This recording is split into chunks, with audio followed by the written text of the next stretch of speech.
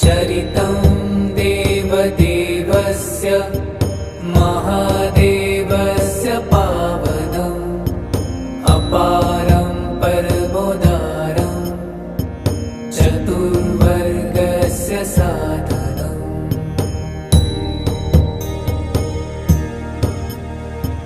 गौरीविनायकोपेतं